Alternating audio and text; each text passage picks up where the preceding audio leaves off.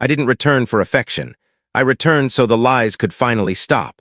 I was 11 when my mother, Elaine Whitmore, leaned over the front seat of our old wagon and whispered, "Only for the summer, sweetheart."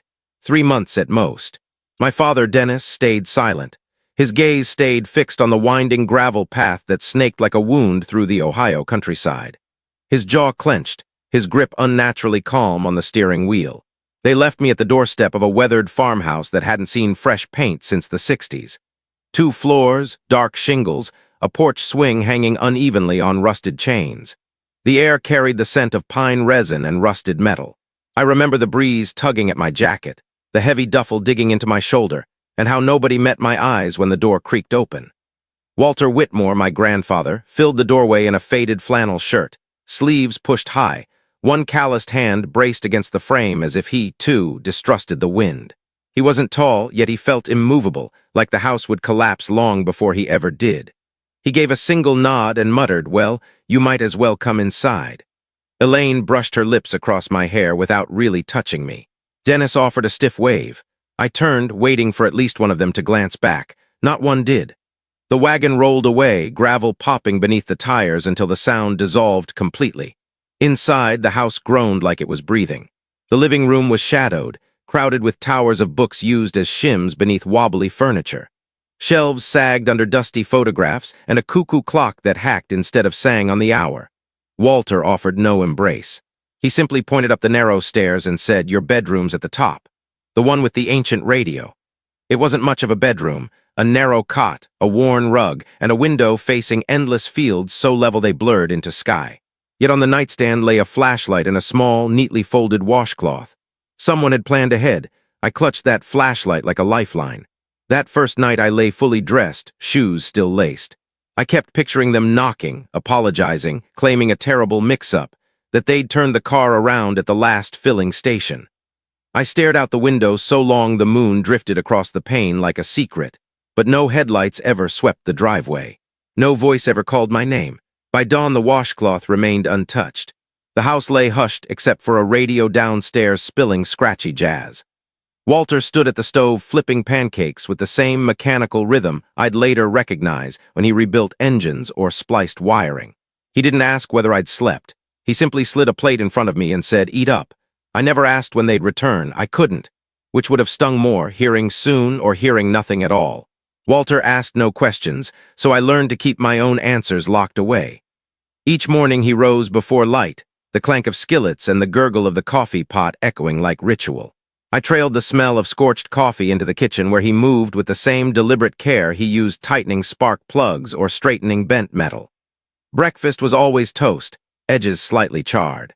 Sometimes he laid out 2 pieces, one nearly black, one pale gold. I never knew if it was chance or choice. I always chose the burnt slice. He never sat with me. He stood at the sink nursing coffee from a chipped mug that read Whitmore Lumber, 1974, as though he'd already eaten alone. The only noises were the wall clock's steady tick and the floorboards settling into the day. He treated me neither as visitor nor burden. Afternoons I roamed.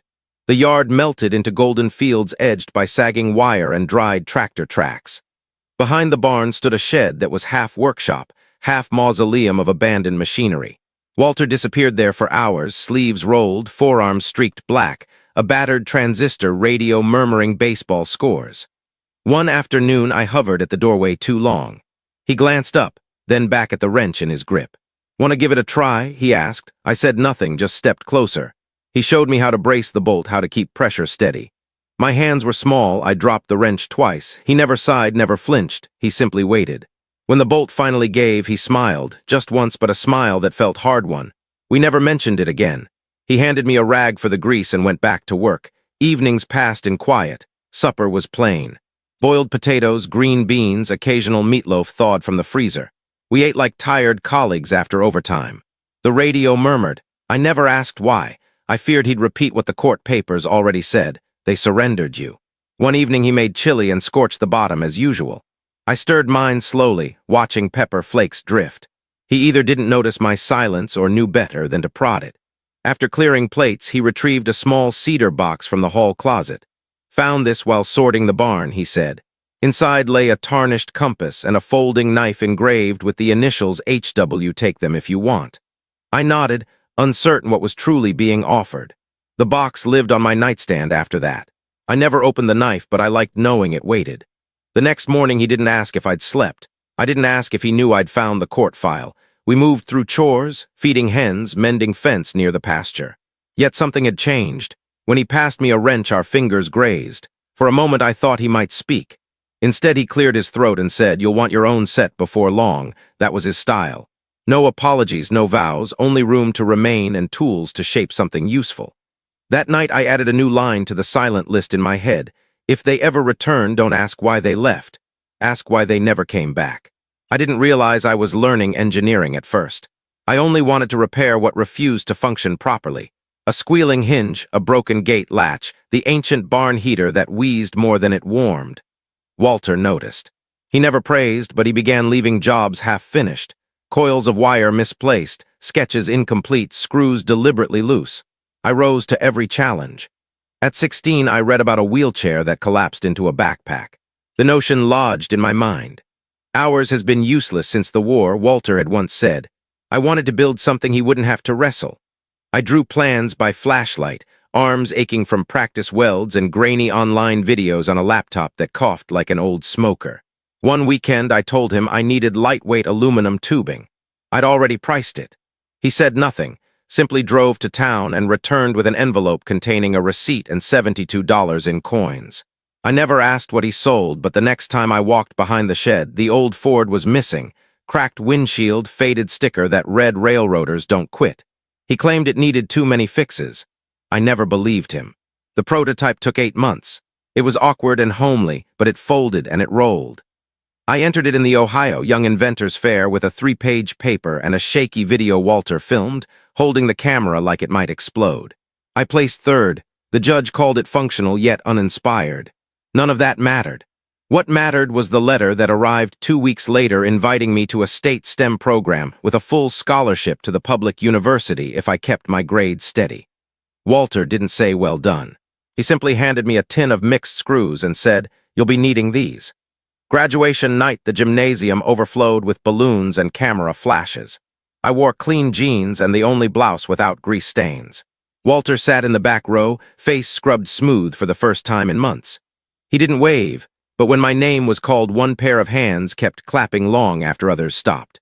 Afterward, I found him leaning against the neighbor's borrowed truck. He handed me a sandwich wrapped in wax paper and said, "Thought you might be starving." We drove home with windows down, warm night air rushing in. He never said he was proud. He didn't have to. On my 25th birthday, Walter cooked pancakes from scratch. The kitchen smelled of browned butter and slightly charred edges. An old Benny Goodman record spun softly. He placed a package beside my coffee. No ribbon, just wax paper folded precisely. Inside was a heavy brass pocket watch, cold to the touch. The back was engraved with 2 words, "Grace Forward." I ran my thumb across the letters. The lid opened with a soft snap. The hands were still, the face pristine. I asked, "Was this yours?" He nodded. "And now it's yours." He offered no further explanation, just pushed the remaining pancakes toward me and said, "Eat before they toughen." I wore the watch on a leather cord against my skin that day. That evening we sat on the back porch watching the sun sink. He lit his pipe. I told him about a new project at work. A modular mobility device they wanted me to head. He listened without interruption, then said, "About time somebody recognized what you're capable of building." They were the last words he ever spoke to me. The next morning the kitchen was silent. No coffee scent, no radio hum. His boots sat by the door, laces knotted. I found him in his room on top of the same quilt he'd used since I arrived. One hand lay across his chest, the other open, palm up, as if reaching for something just out of grasp. I touched his wrist. Cold. I don't recall phoning for help or the neighbors who later stood in the doorway clutching hats, murmuring condolences they didn't know how to deliver. What I remember is sitting on the porch steps, watch clenched in my fist, wind whispering through the sycamores. He had been the only one who stayed, the only one who never asked me to become someone easier to abandon. The house rang hollow that week. Every corner felt too large. After the graveside service, Elaine turned and saw me. She rose and opened her arms. "Oh, Ruth," she breathed, pulling me close before I could step back. "You've grown so much. I've missed you terribly." I kept my arms at my sides, rigid. She smelled of expensive perfume and department stores. Dennis offered a handshake, then tugged me into a brief one-armed hug. I did not hug back. I didn't know you were coming, I said. Elaine's eyes glistened. Of course we came. We were heartbroken when we heard. Walter was so dear to us. I didn't say what I wanted to, that Walter never once spoke their names. Outside, beneath the sycamores, they steered me toward the parking lot, away from neighbors offering casseroles and gentle memories. We should talk, Elaine said, about everything Walter left. There it was, I stopped walking. What exactly are you here for? I asked. Dennis's smile looked practiced. To help. It's a big responsibility. The property, the house, everything. You're young. You shouldn't handle it alone. Elaine rested a manicured hand on my forearm. We want to be a family again, she said gently. It's what Walter would have wanted. I stepped back. You signed away your rights to me, I said. I wasn't hidden. I was inconvenient. You didn't lose me. You walked away. Elaine's smile faltered. That's not fair, Ruth. No, I said, it isn't. Dennis moved closer, voice measured. Don't let resentment cloud good sense. He left a considerable estate. It concerns all of us. I stared at them, polished shoes, rehearsed grief already calculating. He isn't even buried yet, I said, and you're measuring the land. They blinked. I turned and walked back toward the church, toward the people who had arrived long before any money appeared. The lawyer's office smelled of aged leather and warm copier toner. Diplomas lined the walls. A wide window overlooked the slow gray river. Margaret Blake was late 60s, crisp suit, silver hair twisted into a severe knot. She rarely smiled. I liked her immediately. Elaine and Dennis were already seated when I entered. Margaret wasted no time on greetings, simply gestured to an empty chair. This won't take long, she said, opening a thick folder. I glanced at my parents. Elaine sat with hands folded primly.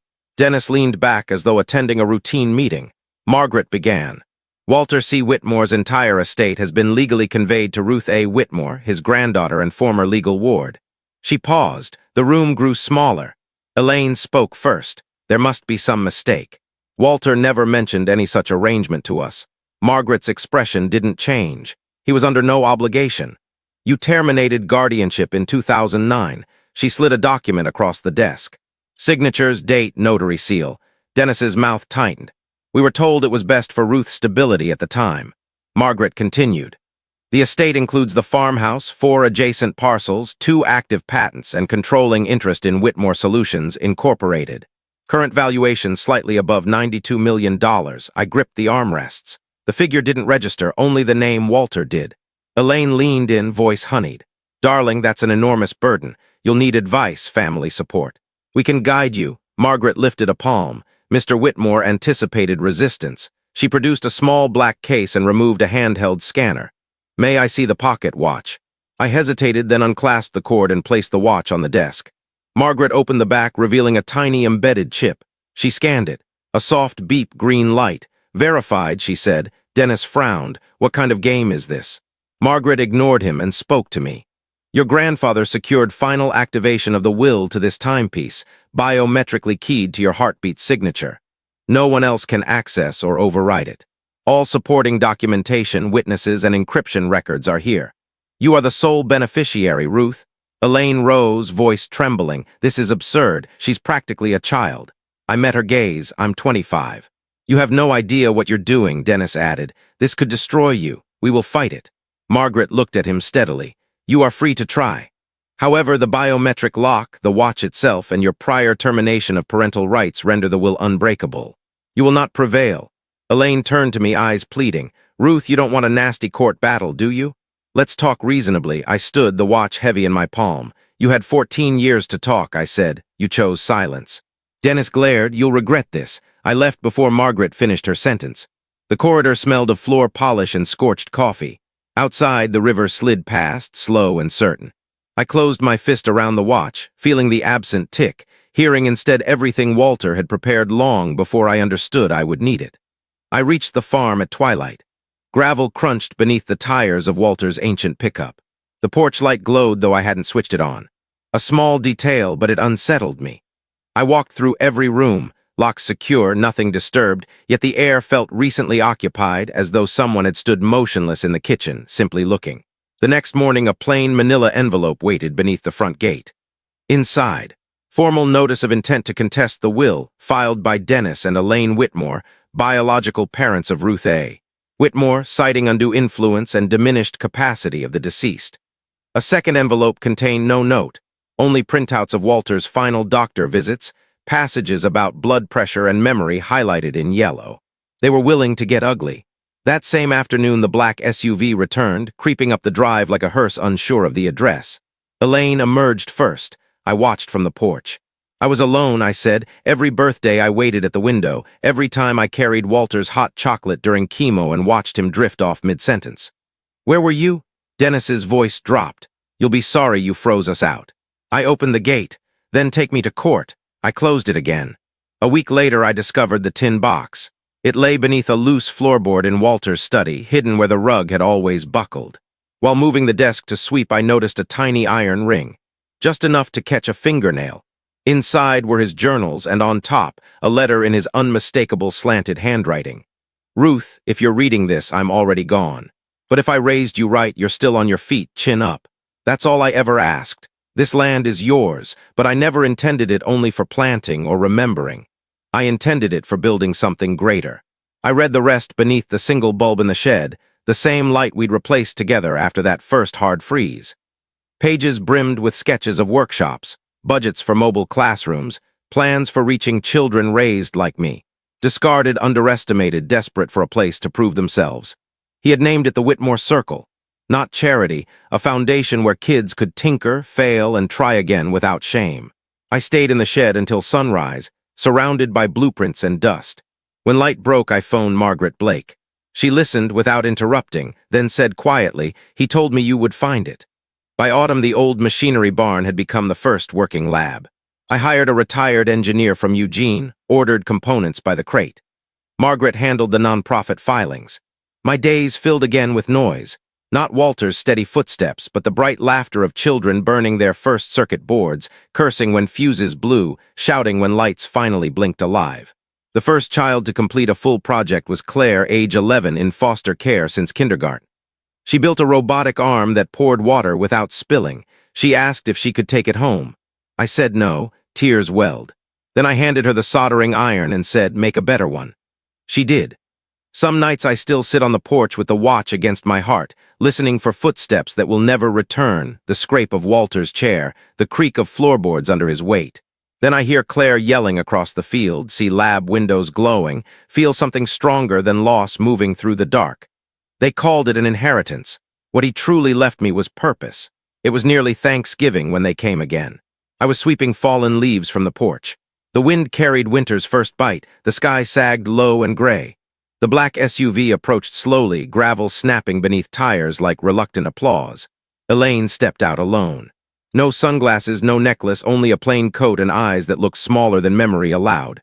I stayed on the top step.